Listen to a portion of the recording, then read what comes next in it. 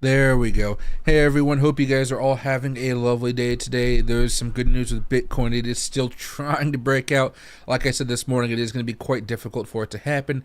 But because we have some news, because tariffs are kind of jumbling around a little bit, there is some more talk happening between China and the United States, and even the United States and the EU with the Italian Prime Minister coming over today.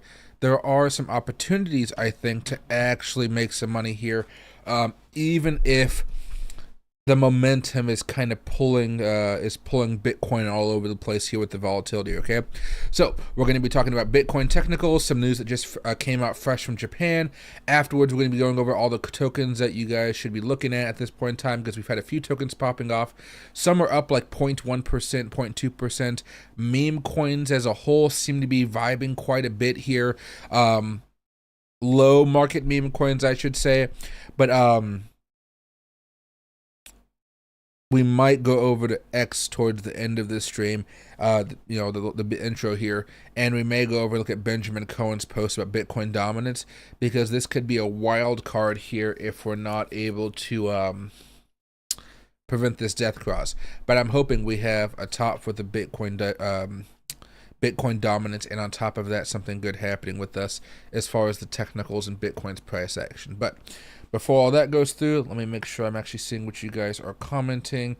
Hey Digital K, hey 9 Trillion, happy to see both of you guys. I have a treat right here for Loki, so we can give Loki a treat. You guys may notice I'm wearing sunglasses today. There's nothing real crazy reason why I'm wearing them.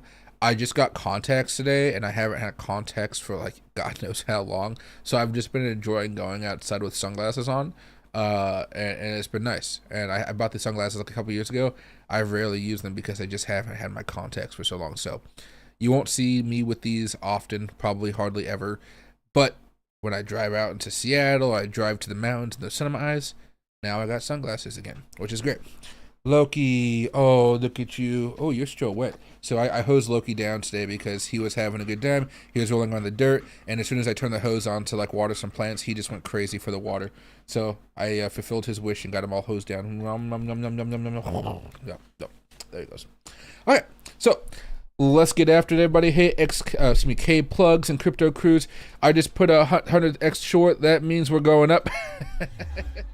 I mean, right now, momentum is still kind of on that short side here. But if you're doing a 100x short, you're probably looking at something a little bit more short-term than long-term, I'd be saying here.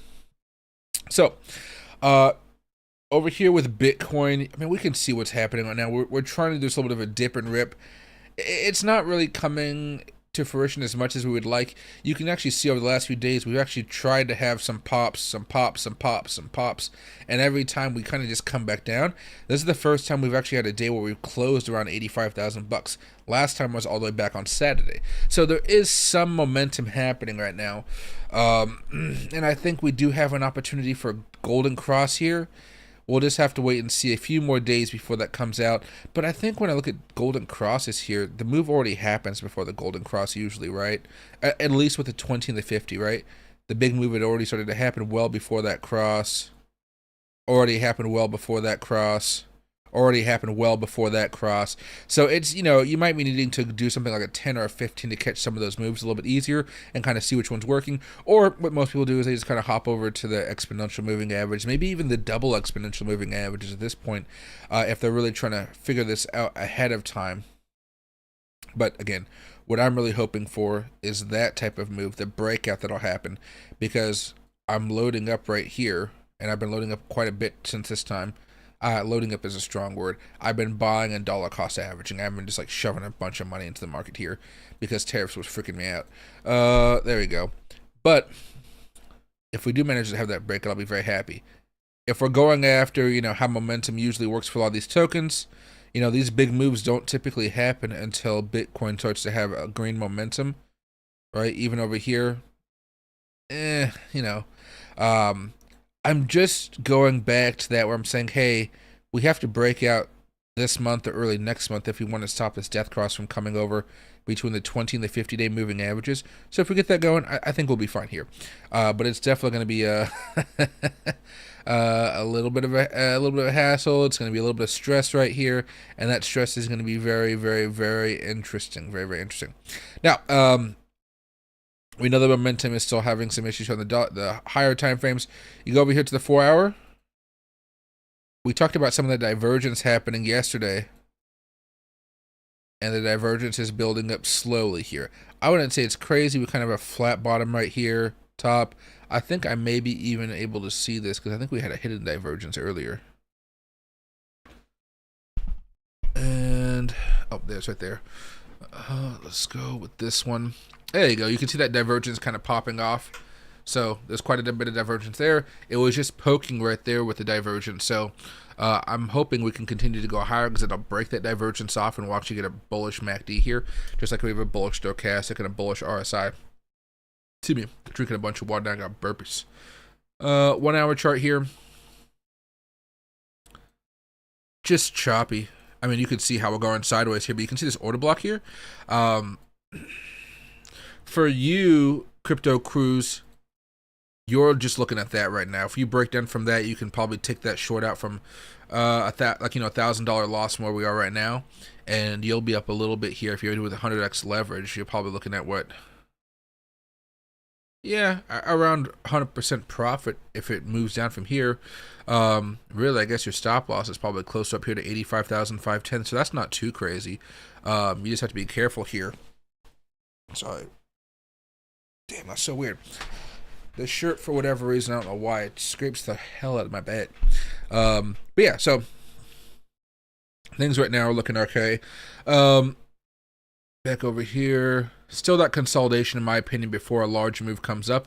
But like I said before, I do think we need to take a little bit more of a dip here just to give us a little bit more time for that big move to come through. 4 hour chart is where I tell you a lot of you guys to be looking at right now just before you guys make those trades. There is some interesting stuff happening. So let me scroll down here a little bit. I know it just turned to 5, but there was a few tokens taking off. MOG right here. MOG's been making a little bit of a return. Not a lot, but you can see that little bit of a pop right here. It doesn't look like it, but that pop from bottom to top right here was over 100%. So this, again, goes back to the fact where I know we don't have as much of a MACD and stuff as we want to. We're bottoming out, and it looks like pretty soon we're going to have some golden crosses. Not gold crosses, some bullish crossovers as far as oscillators are concerned.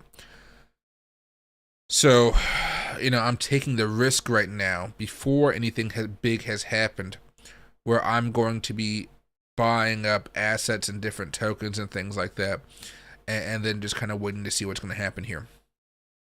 It is a risk buying this early, I would say, but you can see with a lot of tokens, there is some hope here that we can have those bullish crossovers.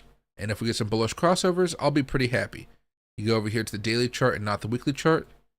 You know, again, the weeklies were bearish, so you follow the bearish change of character here. Bearish stay right over here. Got you some good stuff. Bearish over there. Bearish over there.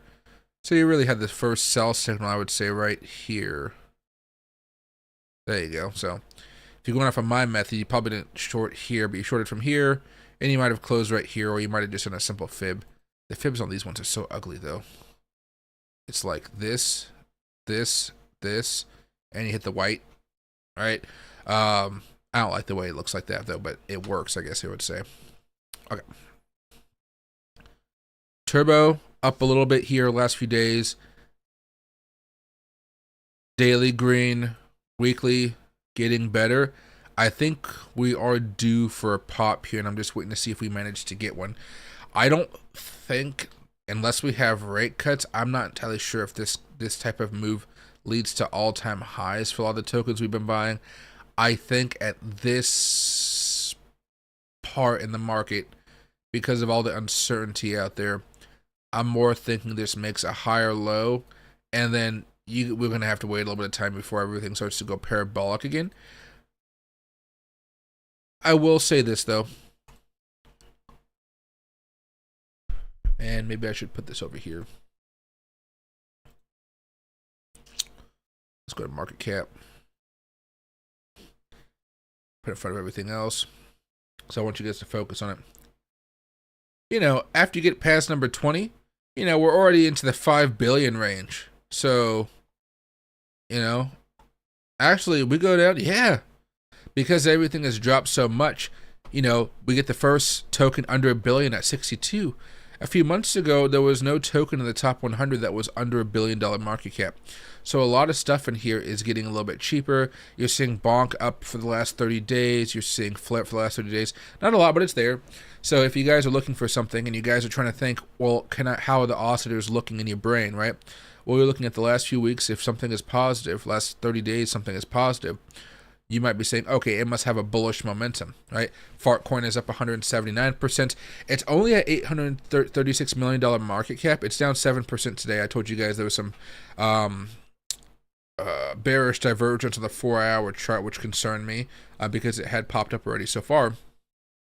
However, some of those tokens that are making some good moves, I am going to start buying some up, and I don't mean a lot, just a little bit here, because the market is so all over the place. I don't feel as comfortable going all in as I usually do when like the FTX crash was happening and things like that. If you look a little bit below that though, you see that Mantra OM, that is still down around 91% for the last 30 days. This, I guess, would be something more of a dark horse. Let's go over here to the 15-minute chart just so you can see what's happening. Oh, sorry, it's, there we go. It's trying to get me to draw something when I don't want to draw. So you can see that big old drop that we had with the liquidation. It's popped back up a little bit. It's still down quite a bit. Maybe actually for this I should probably just show the hour chart. It's still losing steam. There are a lot of people that bought up here that are trying to sell for the best rate they can. So there is going to be a lot of selling pressure. But I'm hoping there are some people who are so fed up they're just going to wait it out, and all the shorts that have been hopping in here and here and here, perhaps those short sellers will get squeezed out if Bitcoin has a breakout. And I could see OM having a pretty generous move afterwards. This is a type of move where if you are buying, you're going to want to give yourself maybe a 200% stop loss with a 2x leverage. If you want to do 3x leverage, 4x leverage, 5x leverage, whatever, you'd probably still want to stay within 200% loss to 300% loss, because the gains can be very good. Again, this is an extreme type of trade to do, but let's say it goes from, like, 64 back up to $2.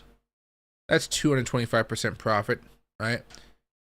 We're not hoping to get back up to $6, something like that, but around $2, I'd take that, with a 2x leverage. That gives you around, like, what, 400%? What did I say? $2.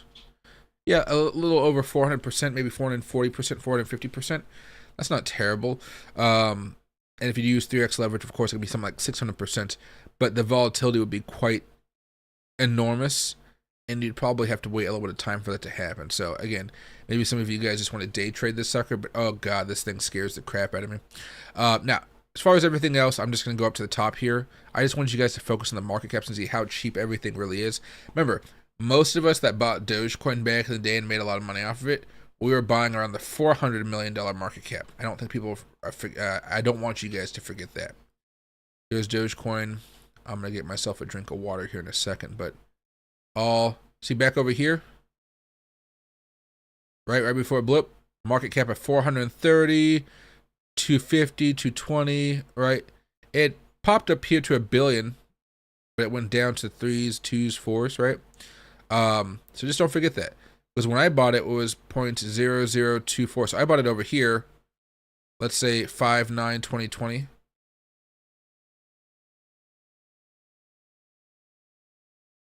That's around like $300 million market cap. So again, it's still a pretty good opportunity for a lot of these tokens. It's just that most people are just going to wait for those MACDs on the weekly chart to probably turn around, or buy right now in case they have an opportunity to have a nice little quick pop.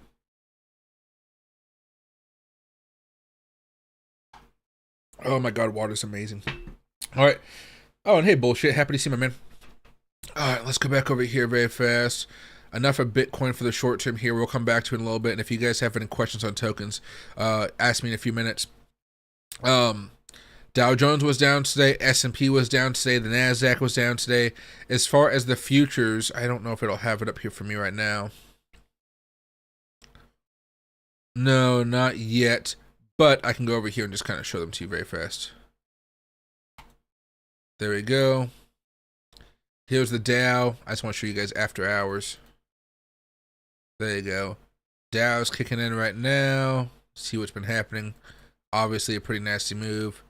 S&P a little bit more flat, and the Nasdaq a little bit more flat here. The Dow is actually the one taking the big hit, I would say, for today, but we'll have to see how the market opens back up.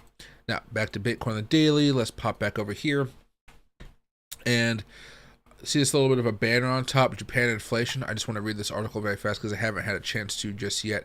I had a friend call me and I got sidetracked for a little bit right before the stream. Japan inflation comes in at 3.6%, surpasses Bank of Japan target for the 3 straight years. I mean, yeah, it's been a minute here for Japan, right? Japan's inflation grew 3.6% year on year in March, making 3 straight years that the headline inflation figure is above the Bank of Japan's 2% target. We might end up like something like that, actually. As long as we have growth, it will be fine. The data release comes as Japan has locked in trade talks with the U.S. with President Trump, writing that big progress has been made, right? So they are working at a deal here. Whatever they're making, I'd probably want to try that. Maybe not that exact dish, but it looks interesting. Let's see. So, okay, the figure was lower than the 3.7% seen in February. The so-called core inflation rate, which strips out prices of both fresh food and energy, and is closely monitored by the Bank of Japan, climbed 2.9% from 2.6% in the month before. Core inflation in the country, which strips out prices of fresh food, came in at 3.2%, in line with Reuters' expectations. This was also compared to the 3% climb in February. So some sectors are doing better. Most sectors are doing worse, it looks like right here. I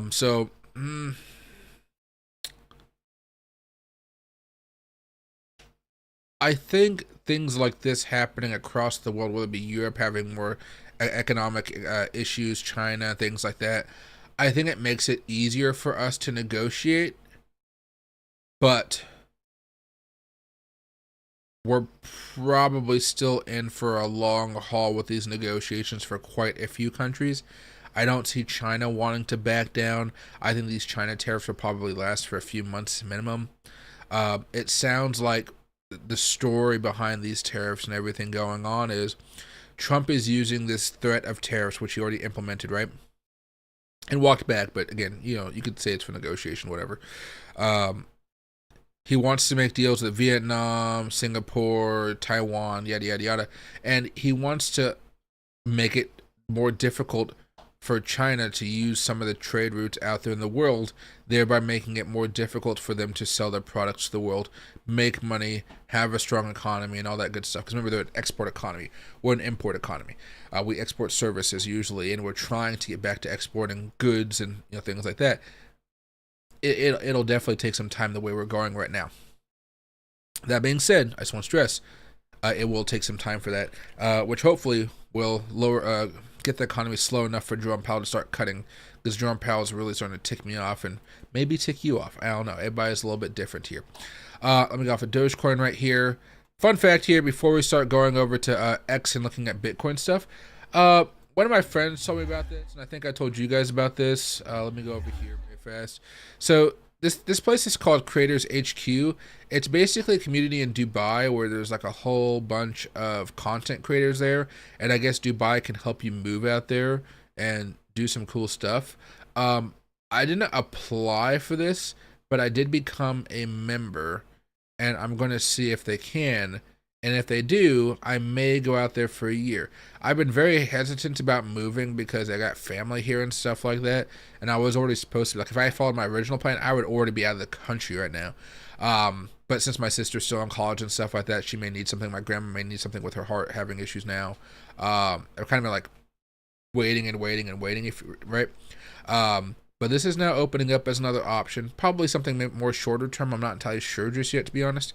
If I like it, I'll stay there for a while. If I don't like it, it'll just be for a year or something like that. But right now, it's Dubai, Thailand, Colombia, Panama. Those are my places. I think right now it'd be like Dubai, Thailand would be my options, and then possibly Colombia, and then possibly Panama. I'd probably go to Colombia to find a wife. Then I'd take that wife to Thailand or Dubai. Right? I think that's the way I'd be looking at it right now. But I am going to be checking this out. I had no idea this thing existed. I have heard of it. I just didn't know exactly what it was. So I've been emailing them, and they've actually been replying very quickly, which is crazy. Because if you message a business, usually, like, it takes days. Like I messaged this morning around like 8 o'clock in the morning about my computer that I bought.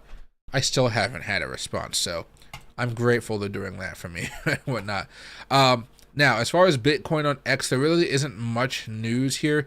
Scottie Pippen is talking about make Bitcoin 100K again. To me, this is absolutely wild. What is Scottie Pippen doing in the crypto world? And he's been there for a while, I know. Michael Saylor's been posting a little bit more, but there hasn't really been any big breaking news. China just sold 15,000 Bitcoin, opting to instead buy a record amount of gold. 15,000 Bitcoin isn't a lot anymore, which sounds kind of weird. But we've been watching gold. And this is the daily chart for gold. It's still going higher. And again, I told you guys I was going to be selling some gold here. And then, of course, I said, knowing my luck, it'll keep on going up to that next Fibonacci level. But I don't want to deal with that because, let's see. There's a few different ways you can go about this.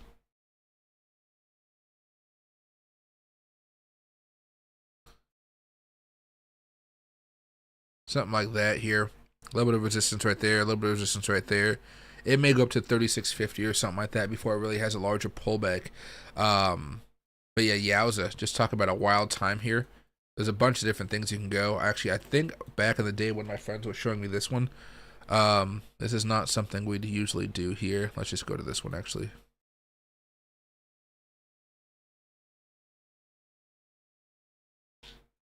Let's go up here. Right, we already blew the top off that little bit of resistance.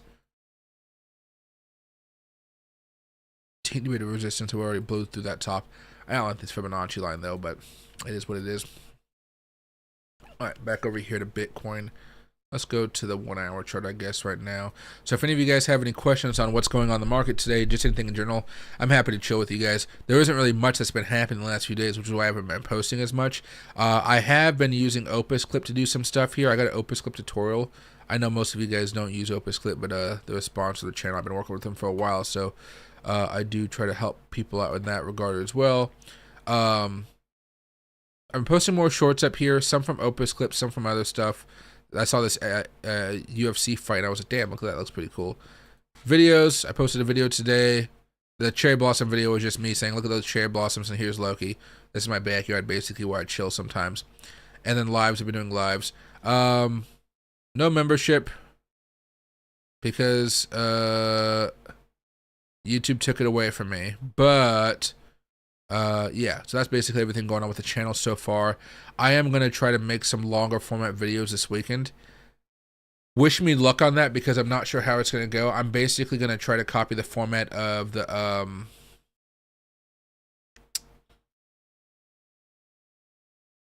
a financial guru and see if I can make a video.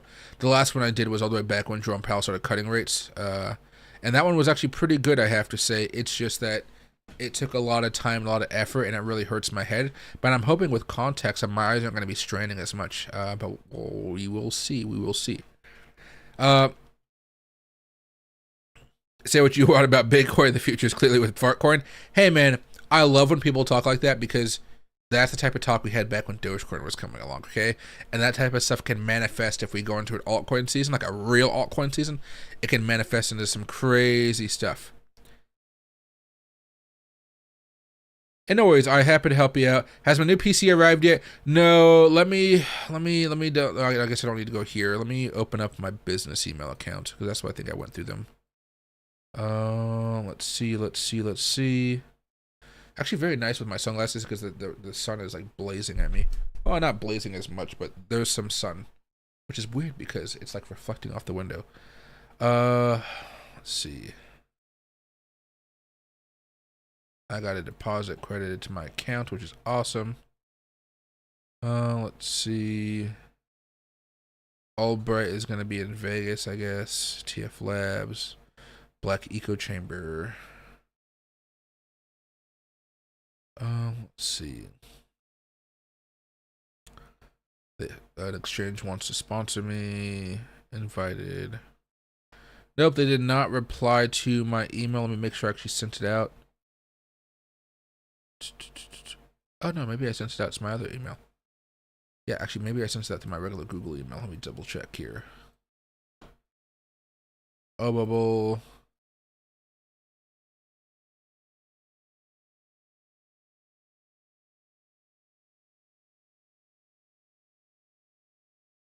Let's see. Nope, nothing here. I'll probably hear about it, but I bought it on March 31st. So it's been like what? 1 week, 2 weeks? No. 1 week, 2 weeks. We're in the third week, so it should be given to me before Monday if they're not having issues. We'll see if they're having issues or not, though. So I'm hoping for it. I'm rooting for that computer to come in, though.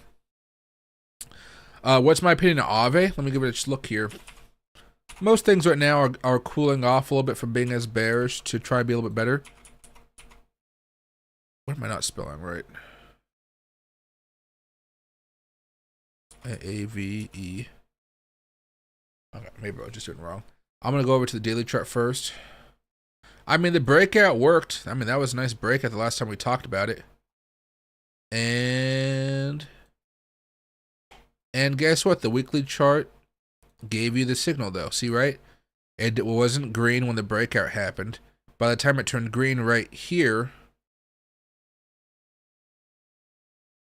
there's an excellent line for you guys to see. If you buy there, you're still happy with the results you got. I guarantee there was somebody that bought here in the bearish momentum, and they were like, "What the fuck?" And then it went up afterwards. It kind of sucks how that happens, and it took me a while to actually learn that myself. But once you have the momentum guiding you, you're like, "Oh shit, okay, yeah, probably not the best time to be buying all that stuff right there." Okay, so of course, it's had a great breakout back over here in August, fueled by the Trump win, the Trump bump, whatever you want to call that. It hit the order block from way over here, got rejected from it, and it's been coming down quite fast. It looks like you have a little bit of support. Let me get the magnet off here just so I can draw a natural line. Looks like you have a general level of support right now where it's bouncing off of. If you're lucky, you could try to turn this into a double top. Maybe it breaks down in the future, whatever, but at least you might be able to get back up from 133 to the short term, probably back up here 195, which is still a pretty good move. Back up here to 279, then eventually back up here to 376. But let me see how this is working out. So the weekly momentum is still bearish at this point in time, which makes me a little bit more skeptical of this. Stochastic seems like it may want to turn around pretty soon. This doesn't have a history of strong stochastic guidance, though. Over here, we got low. That one, I think, worked out okay. The one before it did not. It just had a short pop and then dump. Over here, okay. Over here, it actually lasted only for this bit right there, and it went back down. Over here, I think it was a little bit too late that it came back down. Yeah, it hasn't necessarily been the best for stochastic, so I'm not going to use that here. How is it when everything is actually green, green, green?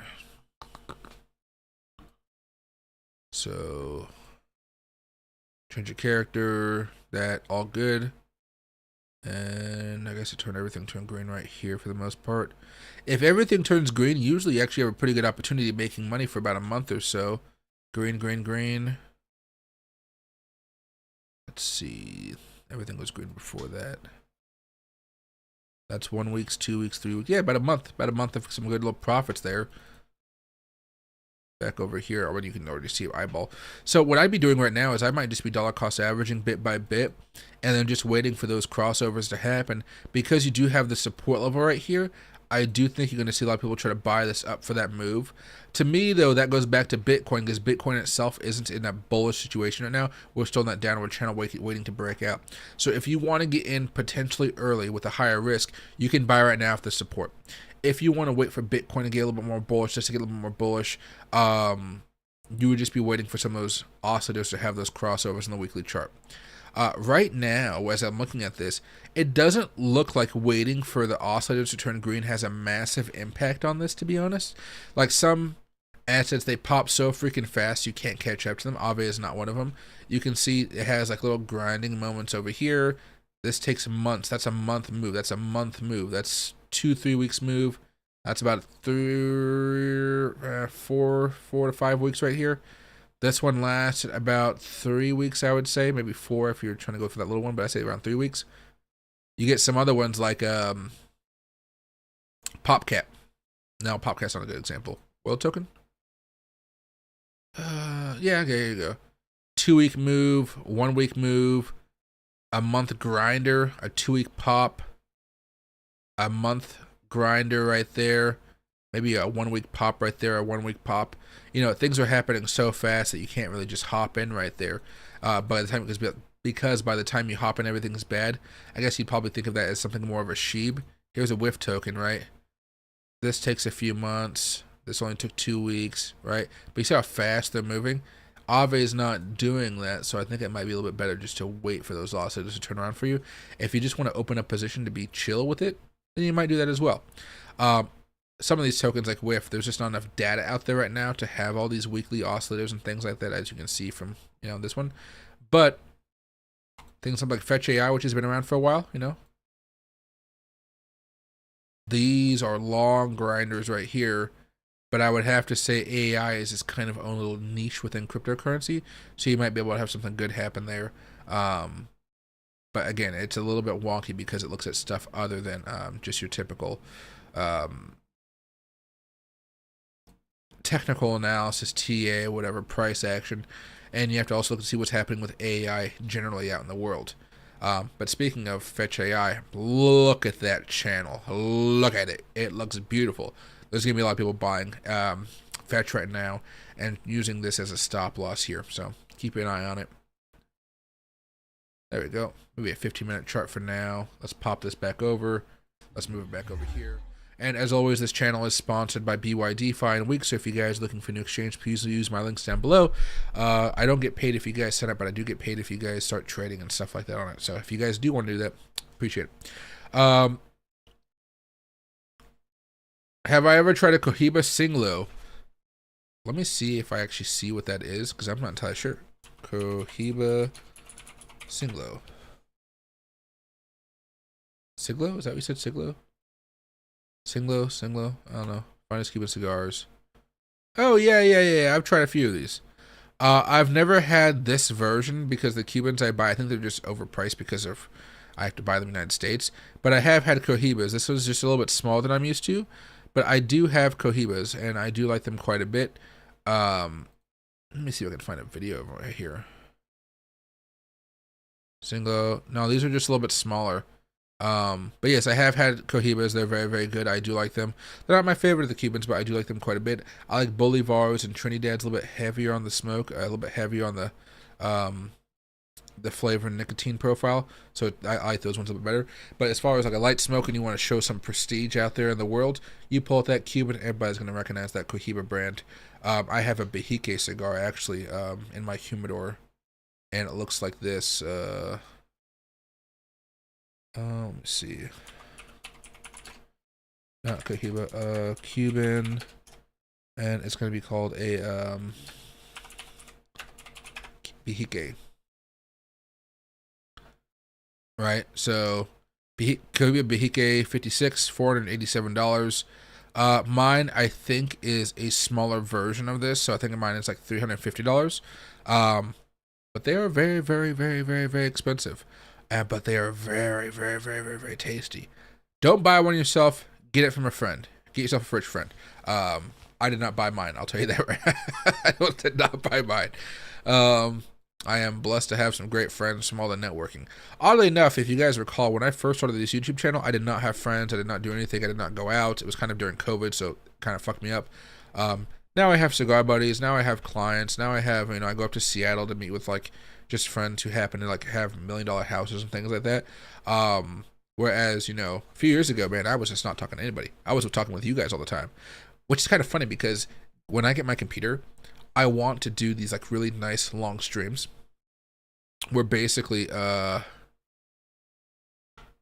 I'm streaming with you guys for like maybe 5 hours of the day, and I'm just doing work, I'm just doing some trading and stuff like that, but I'm here, we're talking, we're chatting.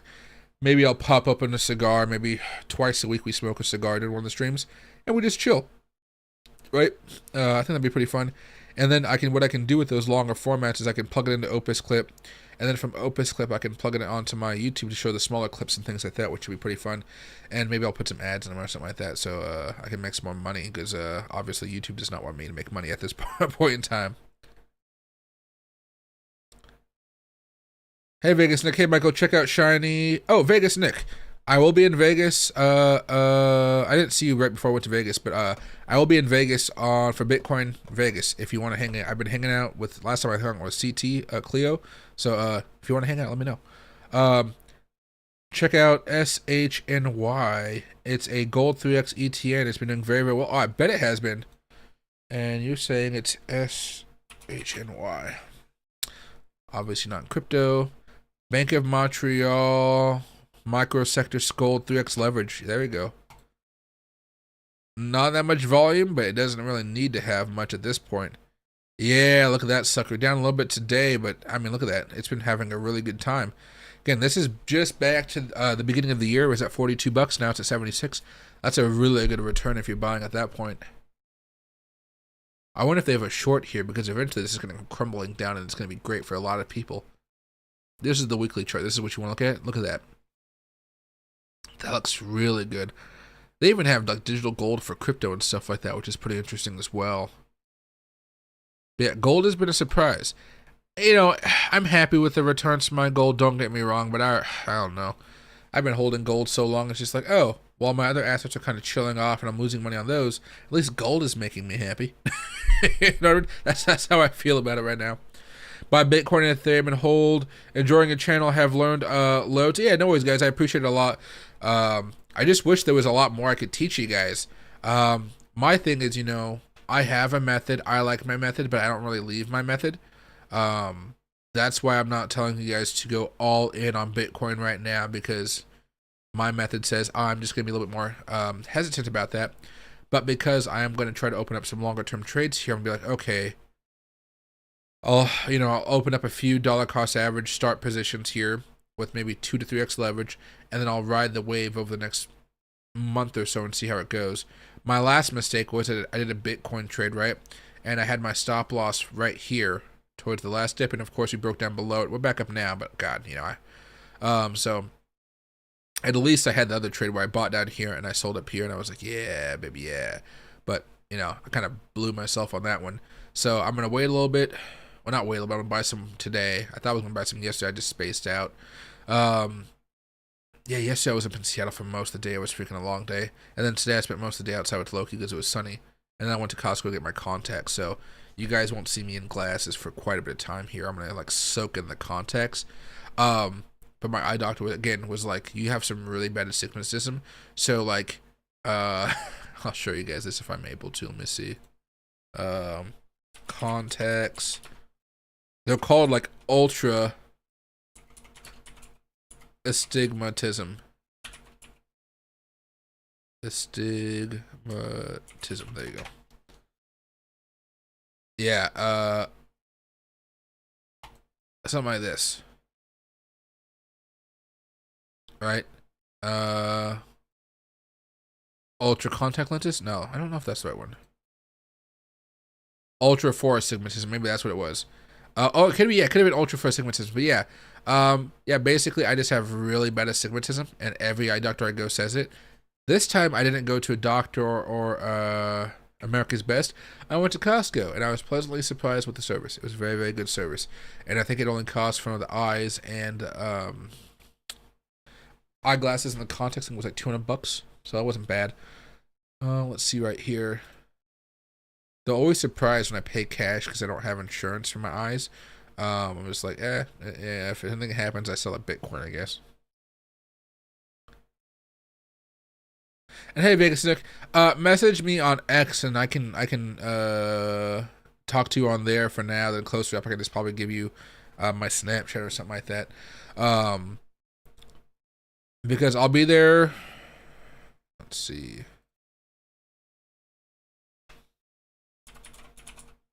I can't see what I'm typing anymore because this freaking mic. Let me just go over here. Oh shit, it wants me to sign in. Okay.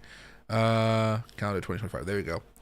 I will be in Vegas May, and Bitcoin Vegas is from the 27th to the 29th.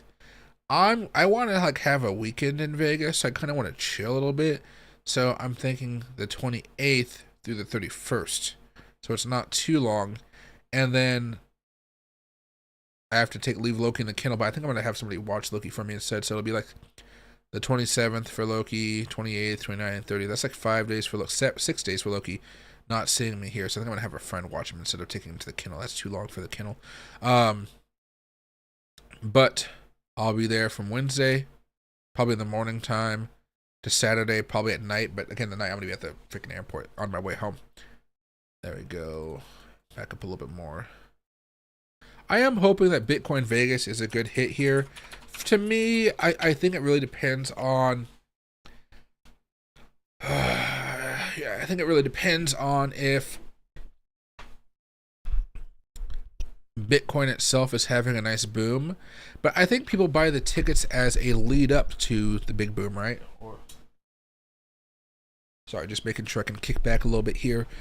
So Bitcoin, and yeah, Loki's not back there. But I think the tickets would probably be slower right now because, you know, I would buy a ticket if Bitcoin was going sky high because I would feel like the vibe is doing great. I don't know if it is. Also, it's also in the Venetian, which is a massive expo hall. I mean, just a freaking massive expo hall. So I'm wondering how much of the expo hall they're going to use, because I think right now tickets are kind of pricey here. I've been reminding you guys about tickets for a while here.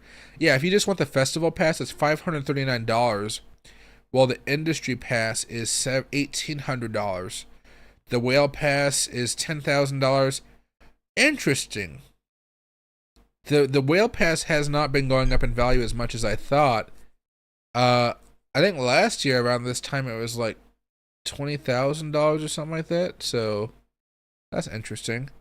And then Bitcoin Week Pass After Party Bundle. I don't know what Bitcoin Week Pass is. Access to Inscribing Vegas. Access to Inscribing Vegas After Party. Access to official Bitcoin 2025 after parties and 2-hour premium open bar. Interesting. Monday night welcome party at Dratz. Tuesday night at Zook. Wednesday night at EBC. Thursday night to be determined. That is wild. So I'm getting there Wednesday. I guess shit's kicking off on Monday or something like that. Again, I'm happy to have a day to myself or something like that. I think I'm gonna be at the Circa Legacy Club, actually probably on Friday night. But that's me. And hey, LW, happy to see my man. And hey, Wilder, you didn't miss too much here. Basically, we're just talking about this breakout. The same kind of gist from the last few days where you guys are saying that we saw this bearish channel coming down. And you're seeing the daily and the weekly charts give a little bit of a push and pull. Ultimately, I think that the bearish chart usually wins. So, the weekly chart usually wins. So we have that weekly that's still bearish. It's getting better, but it's getting bearish. So we might have one more dip before we make a larger move. I don't know how to say this, but the daily is trying to have a breakout. My main concern right now, as we've been kind of talking about this, is if I'm going to be dollar cost averaging into this for the next few days to see if I can get a nice little dip from some of these tokens. But you can see those two lines right there, whether it be the 20 and the 50 moving averages. Of course, the blue is the 50 and the green is the 20. We have a chance for a golden cross. Golden crosses don't always mean too much, so I'm not really pointing it out as much. Everybody's paying attention to that death cross now. We've been talking about the death cross for like the last few months. All of a sudden now people want to talk about it. Now, forget all about that. But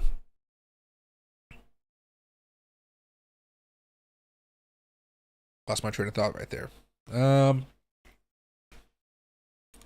Oh, there it is, yeah. Because we're talking about moving averages, what happens with moving average? A lot more volatility. So I think there is a chance for Bitcoin to probably hop back down to like 82, 81,000 bucks here if we have one bad day. And then from there, I think we have a good opportunity of going higher after that, going into the next few weeks here as we kind of consolidate, build ourselves back up. Then we go into the really big breakout mood.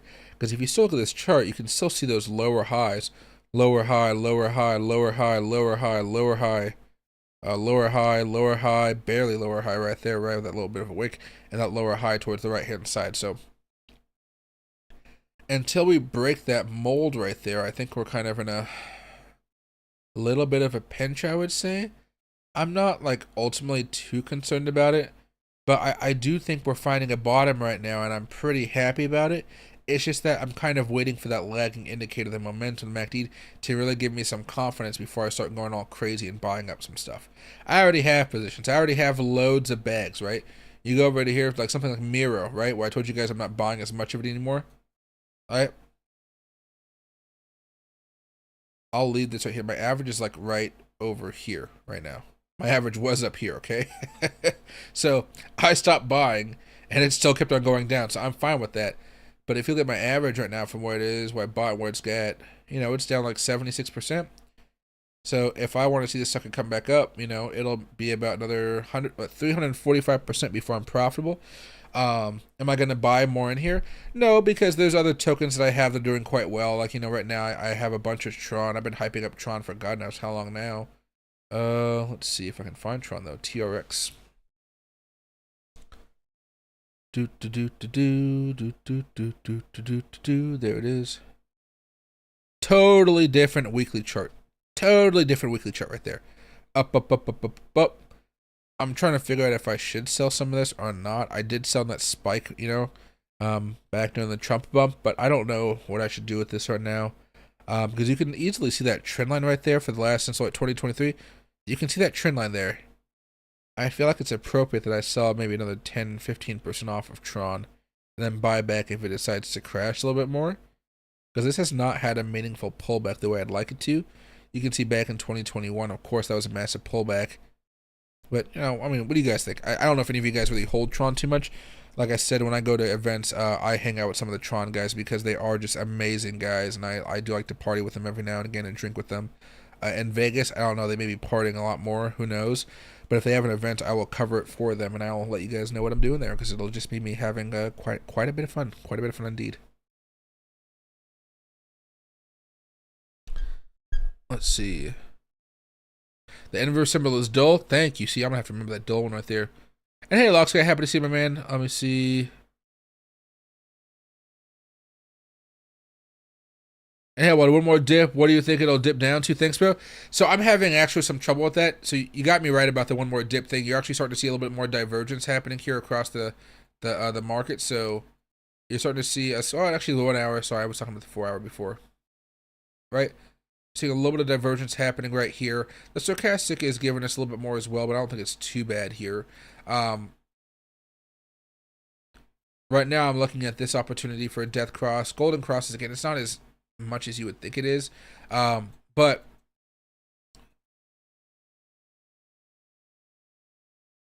I would say my first buying opportunity is probably going to be around like 82,700-ish. And then after that, won't be all the way down here to the bottom. It'll be at the top of this order block. Maybe around 80,000, maybe even around like 81,000, somewhere down here though. I want to double dip into this one. And then of course, if it decides to bounce up afterwards, like we start to curl back up, I also want to buy around that zone as well. So that's kind of my thought process. I'm afraid that something is going to happen as far as news that really jumps Bitcoin up, and I'm just not going to have enough money deployed in some of these cryptocurrency assets, because every time I go on the news, I'm just like, oh my god, there's something breaking, something crazy is happening. Trump is doing some stuff. Google just got hit with a antitrust blow. Trump again calls for the Fed to cut rates. This Powell termination cannot come fast enough, so he's actively trying to get Powell cut out. And Trump can exert some power over the Fed. I think people forget the Fed is just basically a bureaucracy. They are independent, but again, Republicans control the White House, the courts, the House, and the Senate. They do have power, right? Netflix posts a major earnings beat as revenue grows 13% in the first quarter. There we go. That's some good news for Netflix there. That helps out certain parts of the economy. Okay, people still have money for Netflix.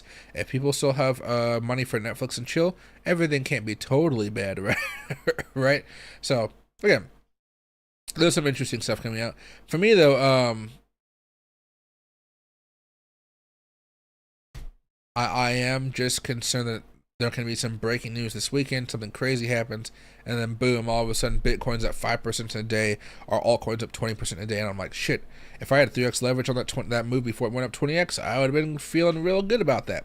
It's that type of stuff, right? I'm just not deploying crazy amounts of capital because we don't have those oscillators, whether it be on the daily charts, or the weekly charts, they're just not looking as bullish as I want them to be. But again, they're moving in the right direction, so might as well top in a little bit here and see if we can get some good moves out of it. Your stock CVNY has been looking good, up 2%. Also, my overall down. All was down 2K, now only down 900, and so making over 550 monthly. There you go. Dividends always a chill thing. Can you chart ADA? Yeah, ADA is a little bit kind of funky here. We've been talking about ADA for a long time on this channel because it is an older token here. Geez, ADA is not even on the top of my list anymore. There we go. There it is. Oh, ouch. Okay, let me take a sip of water before I get into this one. This may be a little bit of a longer rant.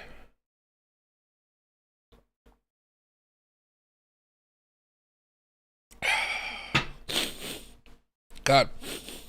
Allergies. Let me move over some stuff here very fast. There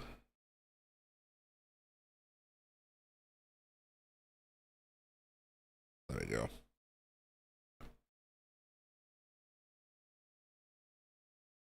Let's start off with weekly very fast.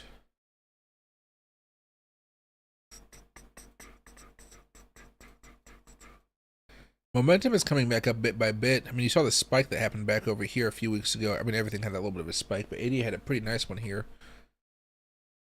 Spike happened in a bad MACD situation, so of course it didn't hold up, and it got rejected by a level of resistance. So let me see. This will be interesting. So it's a big old blower horn at this point. I mean, that worked out perfectly there. Let's get that with those for a second.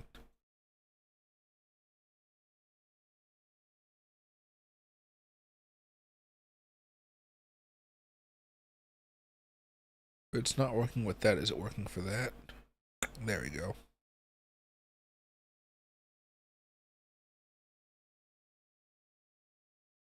We don't have a bottom yet for this one, so we can't add the next Fibonacci level. For now, though, we know that the fibs are still honoring Fibonacci levels. So let's go fib retracement. Probably use that one. It's probably gonna be better. Yeah. Generally speaking, yeah. That was on the daily. So weekly is better than daily. That's fine. That's normal. Okay.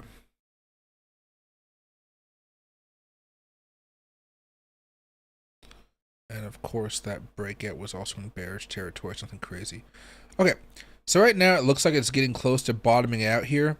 It might have one more dip or so, but I don't really foresee it coming back down and making a new low below this like 51-cent range. Not new low, but you know, breaking down below the support level that's built up. So I'd pay attention to this right now. If you're looking at any type of swing trade, you might have a stop loss around this level or 2 to 3 points, 2 to 3% below this level, okay? Now, like most assets out there, we're slowly starting to see the MACD creep back up. We're slowly starting to see the RSI pick back up. The stochastic, however, is actually still pretty bearish here. Historically speaking, though, this is one of those tokens where it actually does pay to like just pay attention to that stochastic.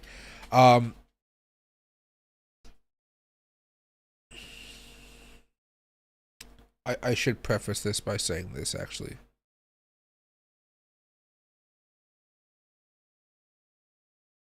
I can't make that larger, but I might be able to zoom in a little bit. There you go. These are not your standard stochastic settings. I have customized this with the use of ChatGPT and AI to make something that I personally like. So my stochastic settings are 21, 5, and 5. All right. If you get a normal stochastic on here,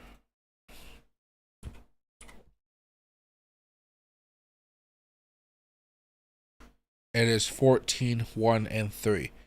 Drastically different numbers, drastically different effects. You can see the churn and the choppiness of these. You generally have the same type of movement, but I like one crossover instead of like 10 crossovers. My brain likes the smoothness of the lines. It's like, okay, this is a flashpoint when it crosses over. This is when you should start focusing on the trade for a swing trade. I think stochastics have a little better of an effect when using the base one on like the shorter time frames. Let me exit that there very fast. So if you are waiting for a larger move, let me actually go, oh, sorry, let me actually zoom out a little bit. This is actually wild. There you go. Is this back to normal? A couple more, there we go. So the crossover happened here. And did it cross back down? It did, it had a few. So all these are bullish crossovers, okay?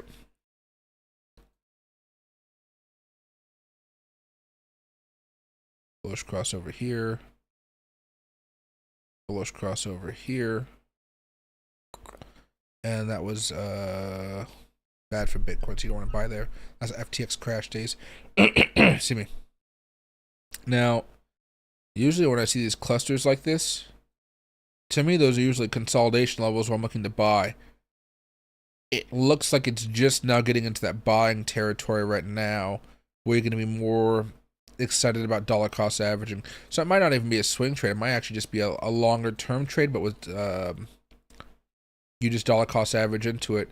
Because once you, oh, I should have probably not have done that. I can't re-put those lines in there. Hold on.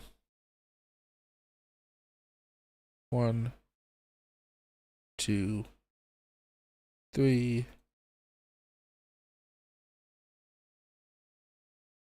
was going to show you this. I forgot. And in fact, let's actually do it this way. I think you'll see it a little bit better at this point. And even over here. Stretch it out a little bit more here as well.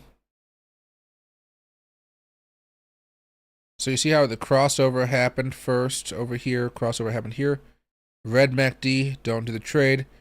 The green MACD happened after the crossover, which usually happens if you kind of follow me on this type of stuff. You'll notice the stochastic and the RSI usually crossover well before the MACD does. Post, and you could buy that one. Crossover, crossover, crossover. Right here, post, you can buy around here and for a swing trade momentum play, okay? So we're not really there yet, which makes me believe it may take a little bit more time. This is more if you want to consolidate and you're okay with waiting for quite a bit of time. If you don't want to have to wait for a while, if you already are waiting, if you want to double down or something like that, I'd wait for the crossover to happen, right? And then wait for this to also have the crossover so you can kind of buy there. If you're looking at this right now, actually, where was he at? Oh,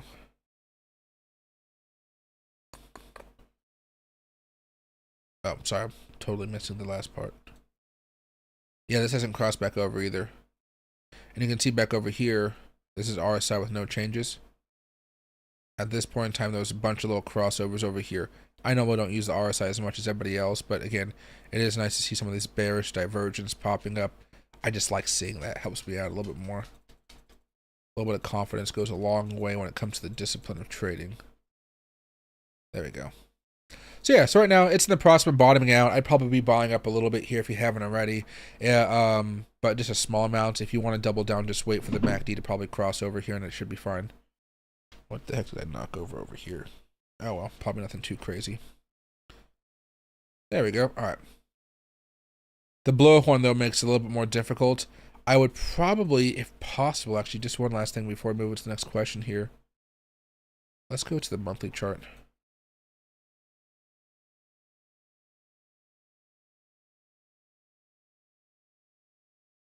How are the longer term fibs on this one?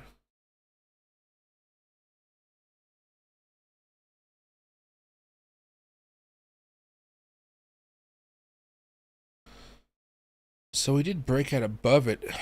It's just that when rates, we were up here as well. Yeah, when rates kicked in, or excuse me, when Jerome Powell said no more rate cuts, it just kind of killed all the momentum we were having.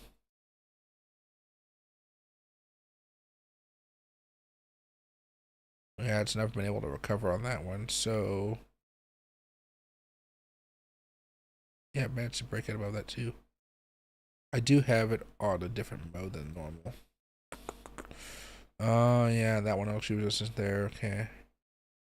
Yeah, Jerome Powell just really killed that momentum there. Yeah, if you're trying to buy for a longer term swing trade, you might consider selling at $1.59.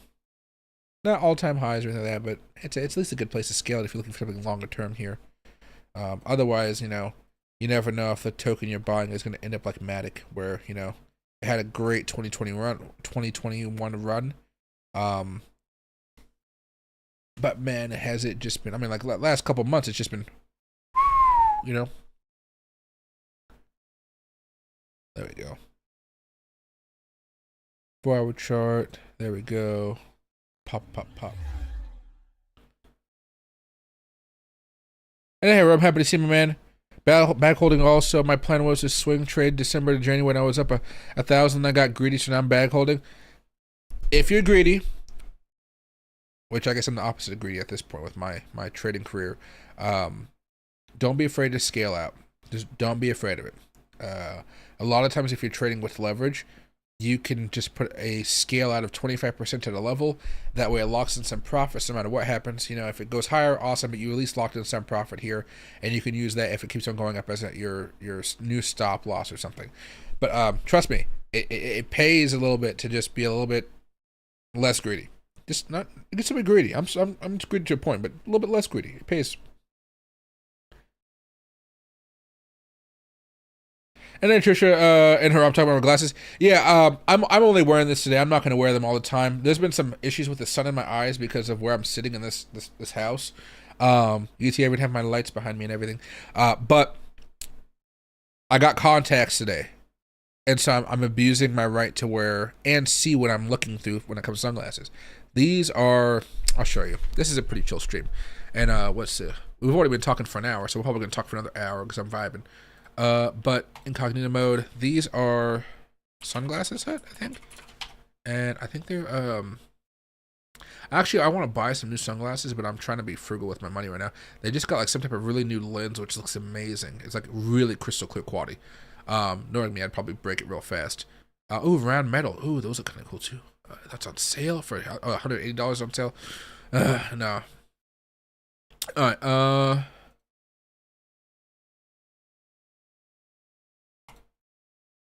sunglasses, men's sunglasses.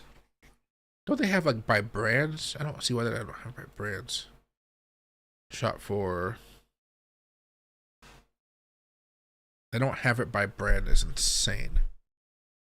Oh, shop for. Oh, man, woman. Okay, man.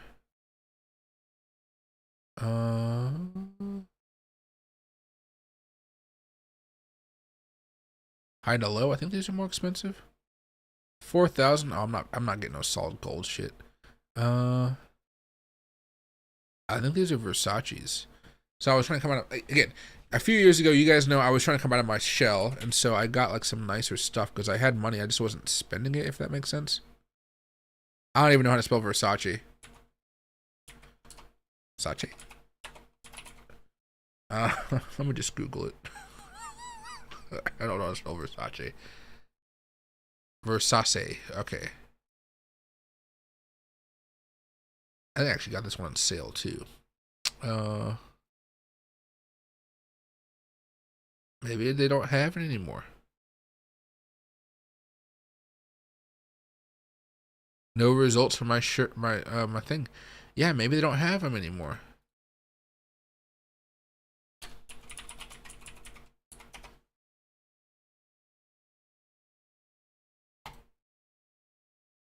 No, it's right.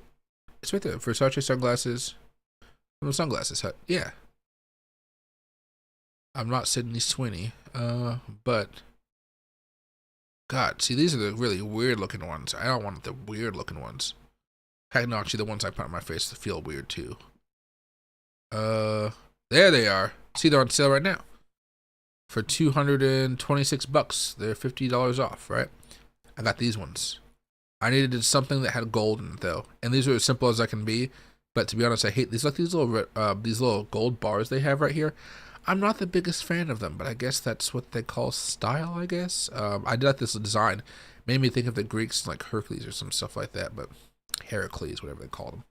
There we go. Looks like an RSI wedge, maybe. I'm hoping so here. Next time you're here, check out the center bar at the Fountain Blue. Crazy, most incredible bar I've ever seen.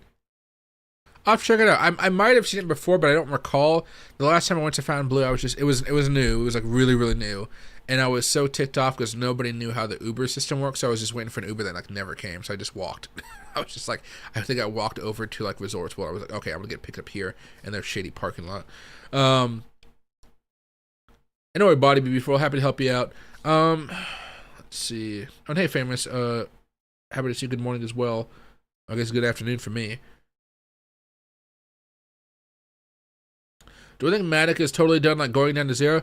No, I don't think it's totally done, but I would have to say after this, seeing how it's kind of performed in this market, whenever we do go through this next altcoin season where everything is popping off and everything is looking very good, I will be selling off around 95 to 99% of my position and just moving on from it, basically. I'll have 1% in the portfolio just in case it does something miraculous in the future. But psychologically, that thing is a fucking pain in the ass. You probably agree with me on that one, right? I've been holding on to that one for a while here. I haven't been buying much up. I think we talked about this a few months ago, but we haven't been buying this much up here. We're just kind of letting it go down, down, down. And of course, when I sell it, if I take it for a loss, I'll claim it on the taxes and stuff like that. But definitely a pain in the ass right now. Just to kind of watch. So I kind of moved it all the way down to the bottom of my watch list, so I don't pay attention to it at all. Because like even when we're talking about the weekly MACDs and things like that, let me pull it up here just on the weekly charts. It's right next to Moo Ding and Crow. So the monthly MACD is of course bearish. The weekly MACD is bearish, but it is moving back up a little bit. And the last time we started to have a little bit of divergence, it did pop off just a little bit. Again, it did pop off a little bit here. It did pop off a little bit there. So, I could foresee a nice pop coming. Again, it's just going to be a higher low in this sequence. And maybe that's all we're really looking for right now to get out of this piece of crap right now. Right now.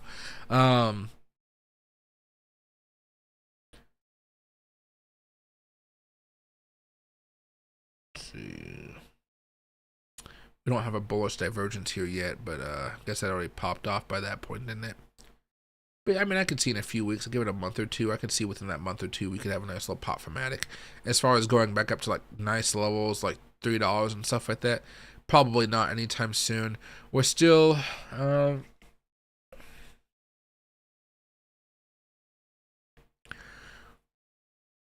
this is more of a Benjamin Cohen type of thing, but we're still dealing with that Bitcoin dominance issue and that chart as well. So if you go over here to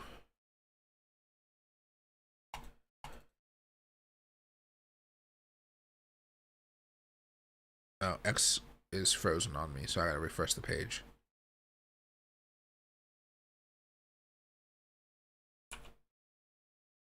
Oh, I bought some Brooks shoes today as well, so that's kind of cool. So I exit out of this. There we go. There we go. I'm so happy.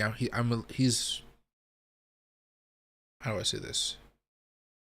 I'm one of the first 1,000 people Benjamin has followed. Let's see.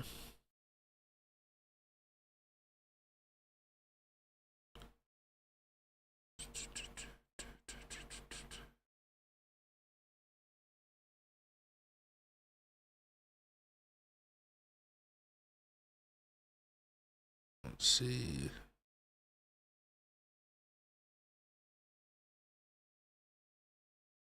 Oh, I don't see it. Here's one. Okay, this is the one I'm looking for. Oh, hold on, guys. Oh shit, it's bright. Ah, the sun. Ah.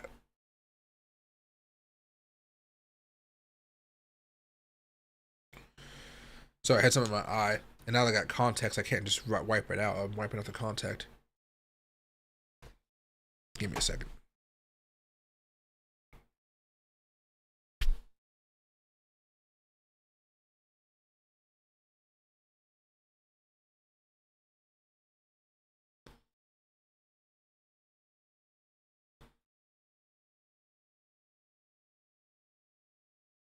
All right, who knows? I don't know.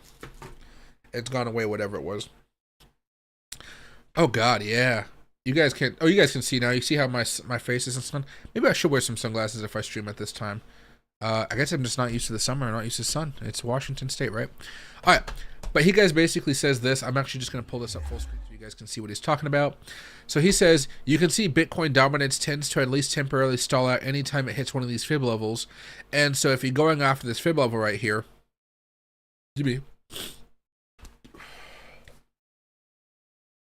you might see Bitcoin have a nice little pump from here, or the Bitcoin dominance take a little bit of a dip from here, which will give altcoins, a little bit of a pump against Bitcoin. Again, Bitcoin can be going up during this time, but altcoins will be going up a lot during this time here. So we're at what, 64%?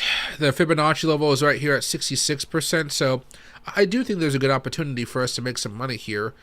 This is a weekly chart, so it kind of seems like we have 2 to 4 weeks left in this cycle, I would say. You can see there's been some spikes and things like that every now and again here, but yeah, that might be one way of thinking about it. But interestingly enough for him,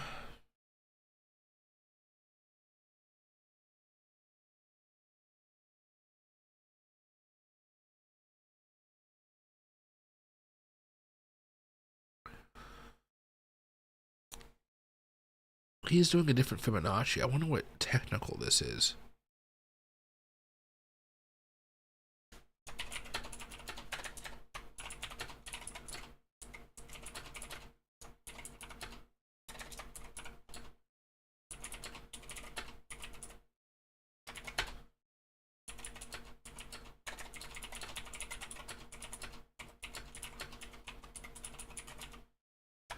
Well, I'm up in Seattle tomorrow at 4:30, but I think tomorrow midday we'll come back to this, okay? Because I do want to see which one he was using. I think it's just a typical fib retracement, but if he's going to use, I want to see if we can use a Fibonacci extension here. So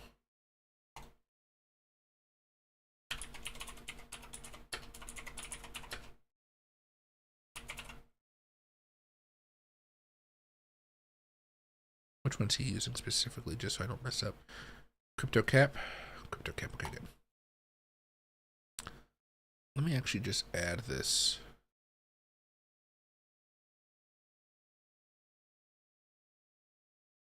Oh, there it is, right there. Let's drag this up.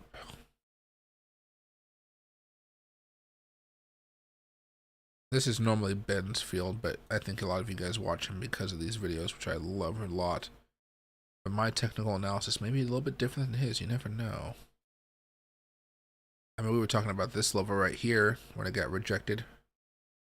Did anything happen April 8th, 2024?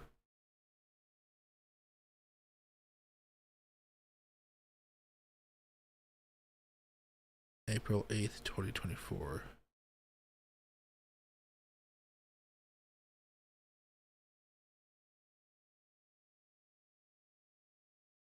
No, we saw Bitcoin get rejected basically, so I'm guessing altcoins went freaking insane during that one.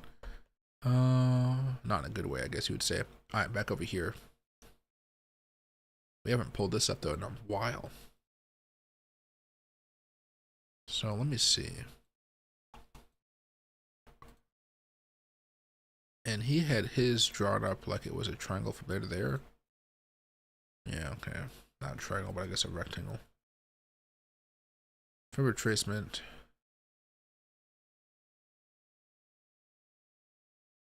No.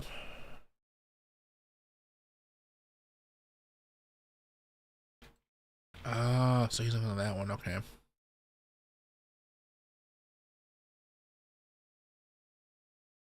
It is interesting though, because if you go back to the first one, which is basically fib levels based on long scale, you turn that on.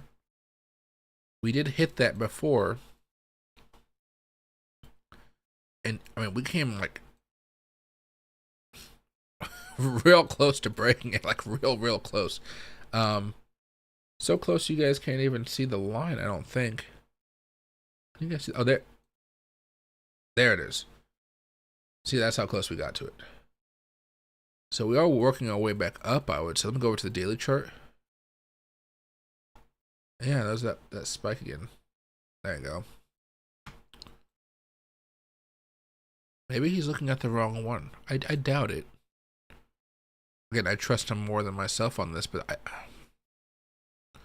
this just means I'm a little bit more confident about buying a little bit more assets right now, when normally I'd wait a little bit for all the MACDs and everything and the momentum like officially shift. I'm gonna give this a chance here. I'll see what happens. Again, this could go higher with Bitcoin coming down a little bit with that moving average, like the big volatility. Altcoins getting trashed down before a nice little reversal here. But so we got that one. The one Benjamin is using though, he's not using with the fib levels based on log scale. So he's really looking up here for that 66% that he was talking about here. He thinks 66% is going to be good.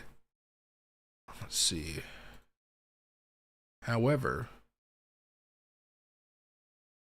let's go with the Fibonacci extension here.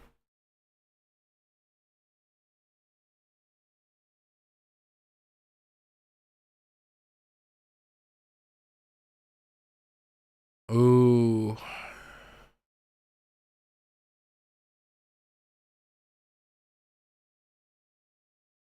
I don't know about that one.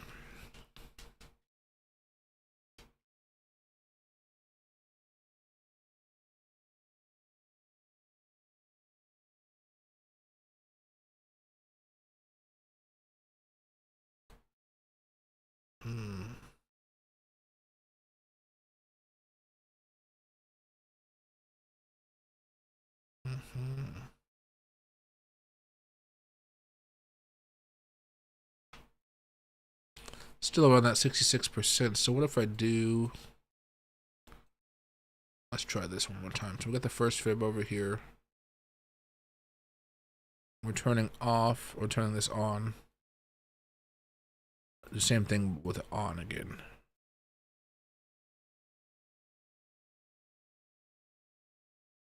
And is this on or off? We need to turn this off. No, on.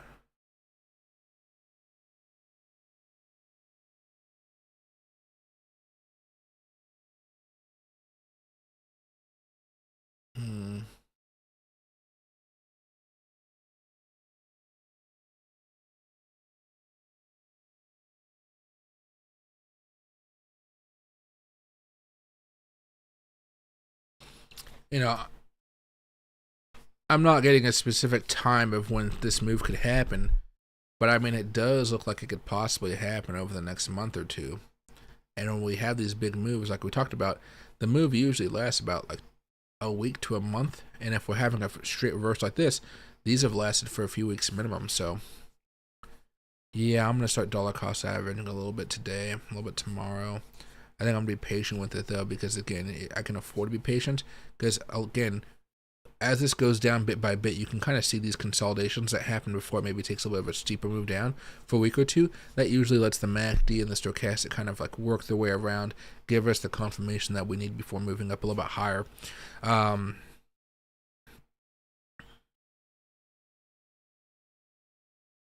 Yeah, I think that's probably the best way to be looking at it here. You can go with clusters and stuff like that. I mean, actually, hold on. Let me just do it this way because my brain is a little pizzazzled right now. So let's go over here.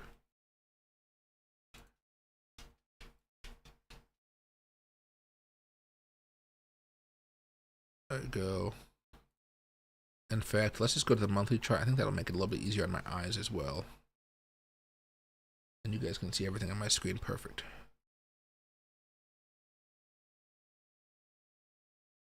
Okay, that's one. I just want to see all the opportunities on one end. If it's four, it shouldn't be look too cluttered. Okay.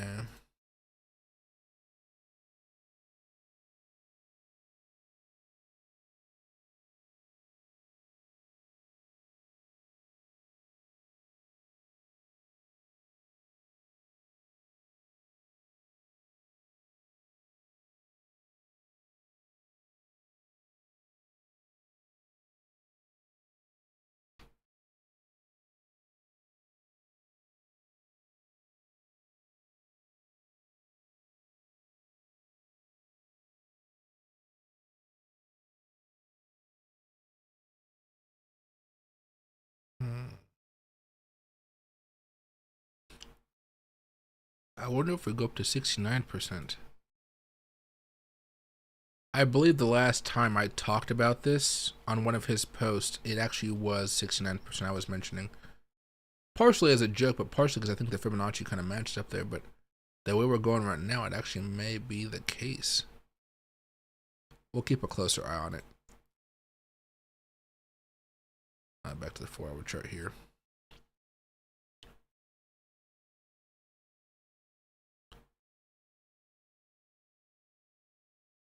You can just feel the Bitcoin market or the crypto market coiling up. I think XRP, Bitcoin, Doge, and others are going to be huge soon. Yeah, I mean, I agree, but man, timing is just very rough right now because we can't go off of the technicals alone. That's what makes it so sketch this time around, right? Remember, the 2021 rally, 2021 rally, that was under Joe Biden. Joe Biden wasn't tweeting, right? Now, it was because we were printing out a shit ton of money, spending money all over the place, you know, that type of stuff. So there was some consequence to it, namely the 2022 inflation. But Biden was trying to calm the ship, kind of in a weird way, you know. But he wasn't tweeting and doing that stuff, so I don't think the markets were as concerned with him until he started getting, you know, dementia and stuff like that.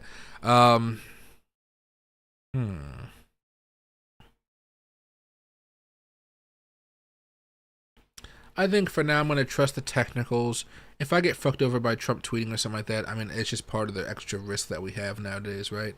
I think it's worth it to just give it a shot and see where it goes. And Harold, we need to get some new glasses in Vegas, Nick. You like the Ray-Ban Aviators? I haven't had the Aviators yet. I've always been kind of weirded out by like how they look on me personally, but they look great on certain people. Actually, what I would say is this. So I was at the Sunglasses Hut actually when I was in Vegas. And they said they had some like new type of lenses. And they looked really good. Like looking through them looked very good.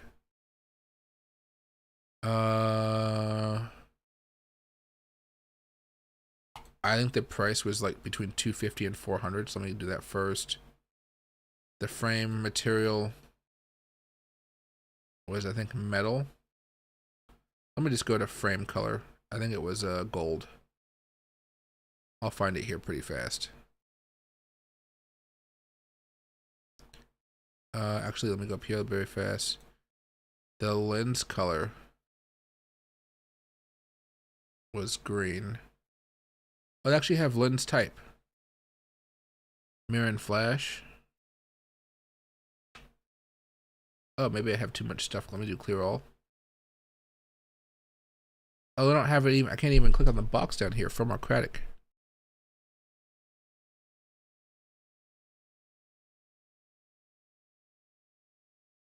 Let me do this very fast. Chromochromatic. And then sunglasses.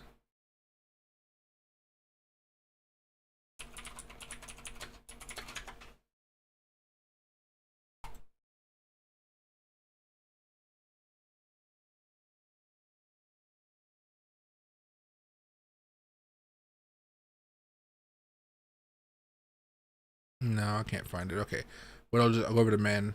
I'll do filter, and I'll just do lens color green. There's only so many lenses that are green. Honestly, they look really good when they do. Oh, those are kind of nice too. The one I'm looking for though was a little bit more expensive. I wonder if it was just more expensive because it was literally in Las Vegas and they try to rip you off as much as possible. 250 to 400 maybe.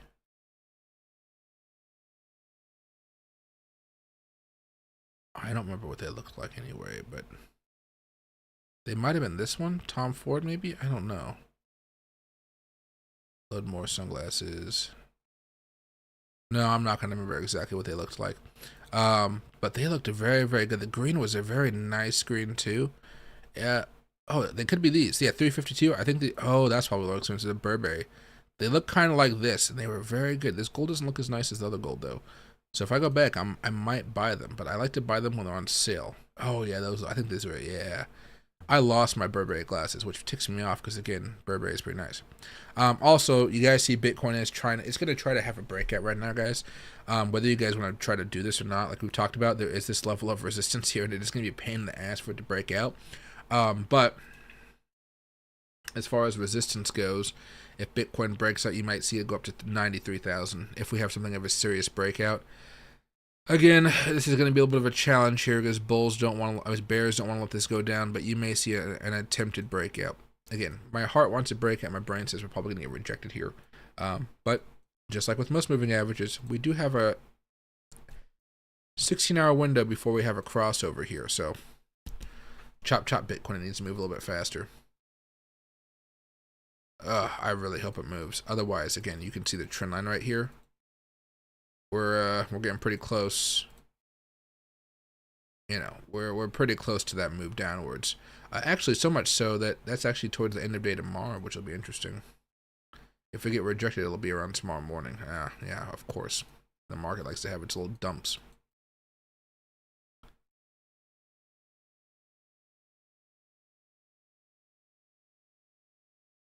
And hey, Wilder, as far as how far Bitcoin goes down, I have no idea during a bear market. I have no idea. I would say I go with my little...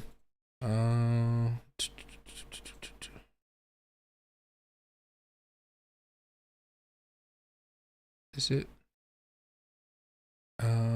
Do I have it in here somewhere? My 100 weekly moving average. That's usually an opportunity to start buying when in dollar cost averaging. When it breaks down below that, you can kind of see it looking kind of nice right there. If you want to be a little bit more aggressive with this, which has typically worked, but who knows if it's going to work this time with all this Wall Street money in there, you know, and stuff like that. If you want to be a little bit more greedy, the 150 week moving average has also been another source. This one, a little bit better. You can see we're ordering very close to it, and when we get really close to that, it does start to, you know, fall pretty closely. But yeah, so the 100 weekly moving average, the 150 weekly moving average is usually a pretty good spot. If you want to just buy and watch your asset go up, you know, you could actually see how the golden crosses actually correlate to these moves, right? So golden cross right over here, it's going to happen above the 100. Golden cross over here, it's going to happen above the 100. So by the time Bitcoin goes back above the 100 or the 150, that's usually a safe spot to just like load up on crypto if you're afraid, like, oh my god, it can still be going down, right? You know, you can do it that way as well. For me, you know, I'd probably say the 100. The 150, of course, gives you better results. I've just always done the 100, and so I just feel like that's kind of how I like to do it. But I'm usually dollar cost averaging month after month after month, though, right? COVID was kind of a funky thing that happened here, but remember, my first buy of the 2022 bear market cycle was right here at 26,000-ish, right? Now, of course, I told you guys I was going to go from 26 to 22 to 20 to like 18 to 16. And we hit all those levels really freaking fast, so I didn't necessarily get the chance back in the day to buy up every level I thought I was going to. I just had to, like, you know, let's take this for example here.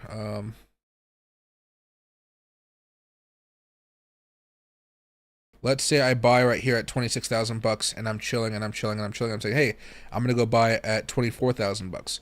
Well, this one day we went from 26,000 all the way down here to 22,000. Well, depending on when I woke up, I might have missed 24,000, even $22,000, right? So, well, not 24,000, excuse me, this scenario. So I would have just been like, oh, okay, let me buy it 22,500 or something like that. And then I went on, oh, it's in 20,000. Uh-oh, I better, right? I better, actually, maybe if I can go down to like the 4-hour chart. I don't know if it goes back this far, though. It may not. 2022. Oh, yeah, they're right here, yeah. So this was happening at 5 p.m., right? So as we're streaming right here, we already bought 26. It's 1 a.m. by the time we hit my price target, 5 a.m. You guys know I wake up around 10 o'clock in the morning. So I couldn't even buy this until like 22,500. Go to the next day over here, dropping even more, get to 20,000. That's at 1 o'clock in the morning. I couldn't buy that until around, like, again, $18,000, $19,000. You see what I'm saying? So, you're gonna like take all the money we're gonna deploy up here. You guys could like pile it in there. And again, you have to be a long-term believer in Bitcoin to pile money in like that. But when we're having these crazy times, whoosh. And of course, this was, just crazy times. And then, again, not double down, not doubling down, fine. When you have the FTX crash, this was a little bit different, of course. This move right here happened at 8 a.m., right? I'd be buying around this time because that's 8. This is a 4-hour chart from 8 to 12, so I'd be up during that time, basically.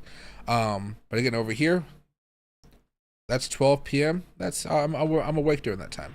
But during this other crash, that's 4 o'clock in the morning, 17,000. Shit, I'm asleep. And I guess that's where your limit orders come in here.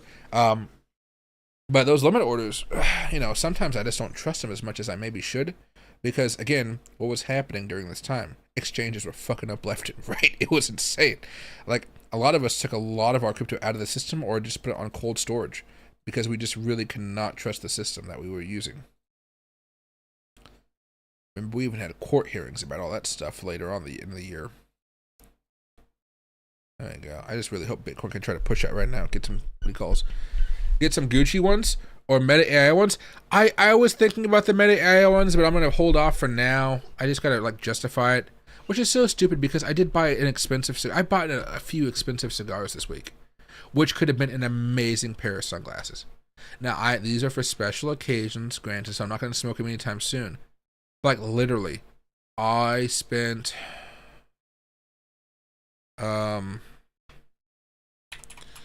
it's called a Davidoff Royal Release. So I bought one of these. I guess Cigar Country. I got the Salamones version. All right. If you want one, so I paid $150 for the cigar. Beautiful cigar. I just wanted it for myself. I feel like I'm gonna do something great this year, so I want some way to enjoy it. And the other one was a Davidoff Ginzo cigar.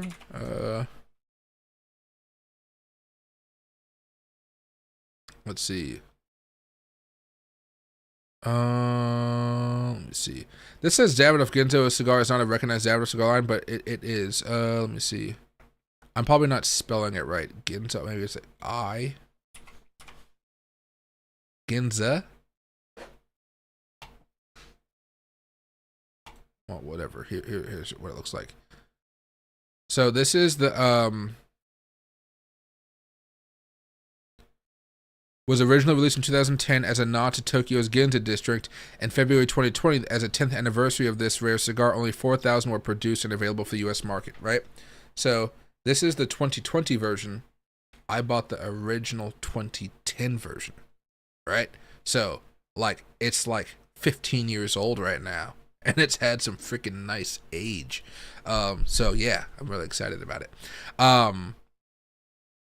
But I don't know how to find it. Davidoff Ginza 2010 release, maybe?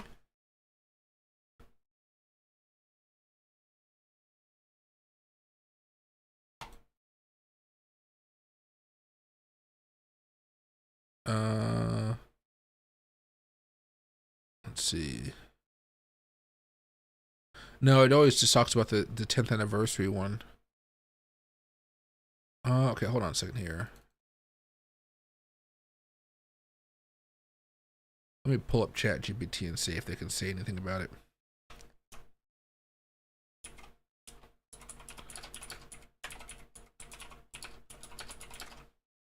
Give me details on the Davidoff 2010 release, not the 10th anniversary edition. Let's see. Let's see, it pops up here very fast.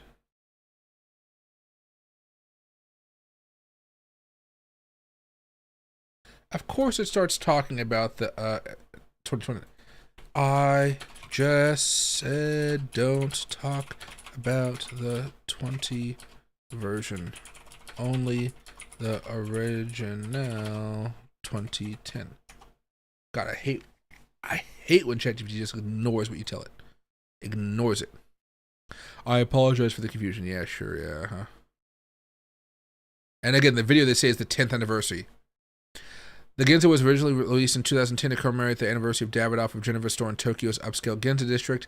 This limited edition cigar was crafted in the Dominican Republic and featured in Salomones Vitola, measuring 8¼ inches length with a 50 ring gauge. The blend consists of an Ecuadorian Habano wrapper with binder, with fillers comprising Paleto Seco, I can't pronounce that, whatever. But a bunch of tobaccos from the Dominican Republic, it looks like. Renowned for its balanced flavor, delivering notes of hazelnut, salted toffee, cedarwood, and hints of spice throughout the smoking experience. Its elegant construction and complex blend make it sought after cigar among enthusiasts and collectors. What's the question I had for it, though?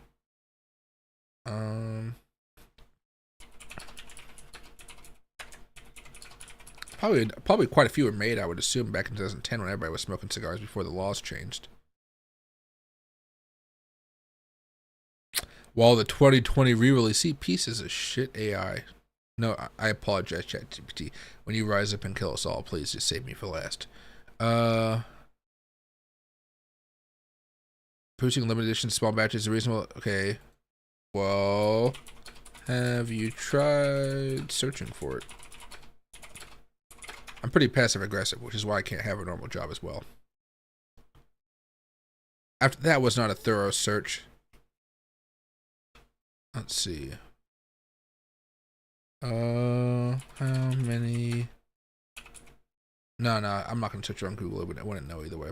But yeah, so I mean, it's something pretty cool here. Boop-a-doo. There you go. And then pop that back over here. Ethereum's not pumping because Bitcoin's not pumping. And Bitcoin's not pumping because the MACD is really bearish on the short term. It's going to try to pump right here. It may even be a wick that turns into a nasty move down. Bitcoin is not above that at all. But I'm still going to buy a little bit just in case. Also, for altcoin season, what type of time frame do you think we are looking at in the worst case scenario? It's hard to say because this, like right now, if Trump doesn't fuck things up, it's probably going to be sometime this summer into this fall. Because that's when we're going to see a lot more consistent rate cuts when the economy is like, oh shit, oh shit, oh shit, oh shit. Because remember, the way I'm assuming things are going to happen is Jerome Powell is going to be catching up to fucking up, right? No, catching up because he fucked up. He was late during inflation. I have a feeling he's going to be late for fixing the market when the economy really starts to slow down. So he'll be chasing.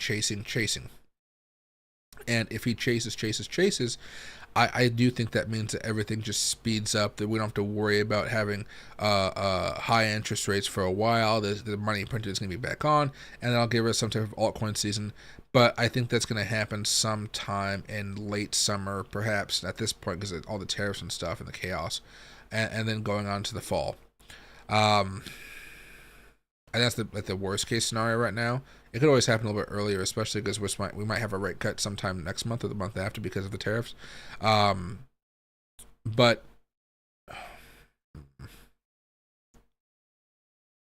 if Trump puts all the tariffs back on again, like we may have like a year and a half or like 2 years before we see anything crazy happen. So it's a very odd situation right now.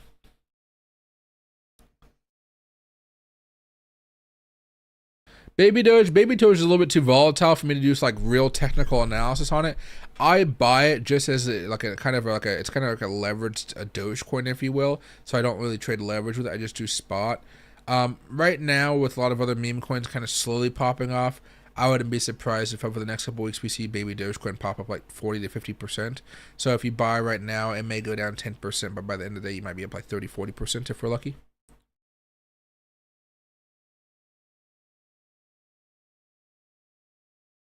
And then Consultant Man, happy to see you. I saw your last video and you briefly mentioned Turbo. Do you hold Turbo? And if so, how much? I'm entering towards 1 million Turbo myself. That'll likely bring my cap up for a meme coin play though. Yeah, so I sold off a lot of my Turbo the last time it ran up, but I have been dollar cost averaging back into it. I don't know how many turbo I have, to be honest. I think it's like $600 worth of turbo. I probably invested like $1,200 worth of money into turbo though, and it's been going down, so I've been losing money on it. so somewhere around that much right there. So maybe whatever $800 worth of turbo is right now, or $600 worth of turbo is right now. I'm not sure what the total number is. I kept on dollar cost averaging into it while forgetting, so I have a little bit more than I thought I did. But again, it's that joint. Turbo is the joint of AI and meme. So if AI can pick itself back up again, pick itself up by the bootstraps, I think there's a real golden opportunity here. There's only a few contenders for meme coin of the year type of like Dogecoin potential, right? You got stuff like Forkcoin, and then you got stuff like Turbo. There's only a few of them out there. And so where everybody's really grinding around, like, Moo Dang, that trend has ended. Peanut the Squirrel, that trend has ended. There's not many left. And I'd stack up Forkcoin and Turbo. I'd put a few $100 into each of those at least, and just spot. You don't gotta go to leverage, and just kind of see where it goes, and I think that'd be worth it.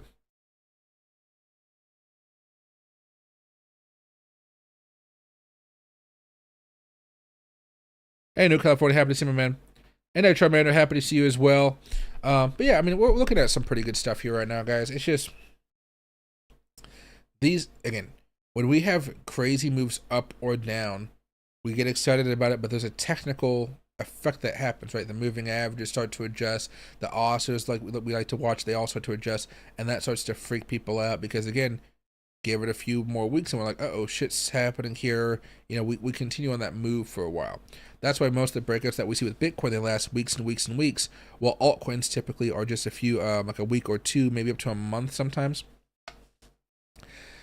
And it's because specifically with Bitcoin, right, it's like a beast, so the momentum can really keep it going. Altcoins, it's such a smaller market cap that usually the momentum dies out a lot faster. The oscillators don't really hold up as fast because there's just not a lot of underlying people buying it.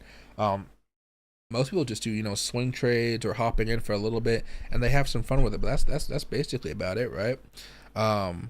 Like, I'm about to end the stream here, but for those of you guys who really enjoy meme coins or altcoins and things like that, go back over the last year, 2 years, back to like 2023 or something like that, and kind of see how your altcoin that you like, whether it's been going down or up, most likely it's going down, of course, right now.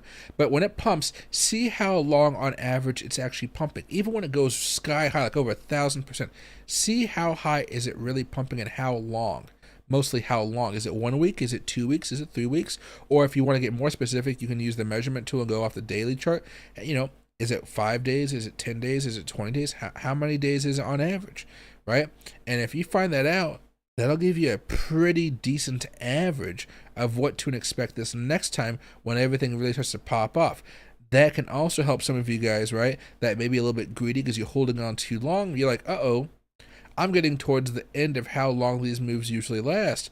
You don't have to sell everything, right? Be like, maybe I should scale out 20 or 50% of my position just to lock that in, because typically something bad happens, the market decides to come back down around this time, so many days after we bought, right? So something like that. I bought a little at a higher prices. My average right now is 0.0017. Current price is 0.0018. I'm around 800k turbo, looking to trade props, increase my holdings versus adding more money to it.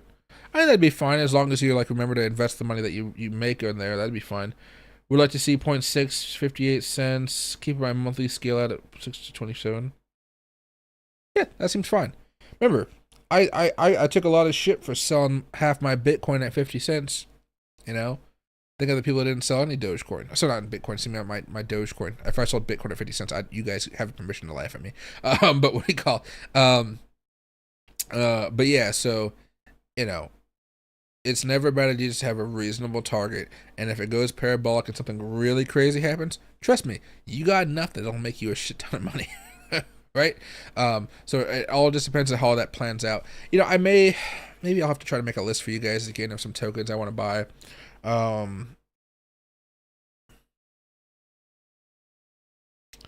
it'll be like potential Doge coins of 2025 or something like that. We'll see. But again, you don't have to put a lot of money into these, which is what I'll specify down the road. But yeah, so we'll see how that goes. Before I hop off here, let's say bye to Loki here, or hello to Loki, I should say. Loki, oh, look at you being a good boy. Yes, you're a good boy. Oh, you're still a little wet from being outside. Yes. Oh, I know. I'm sorry. I touched your ear. Yeah, I know. No. Oh yeah. Touch your paws. Touch your paws. You can't like me touching his paws. Oh, you're looking for a treat? There is a treat for you here. Did somebody save this for you? Oh, yeah, there you go. Yum. Aren't you a good little boy? All right, everybody. I'm going to call it a night. Take off these glasses because the sun is like just going over the forest line right now. I enjoyed wearing them with you guys tonight. God, when I talk that chill in a way, I would love if somebody made a Mr. Rogers neighborhood, but it's like Mr. Rogers crypto, you know?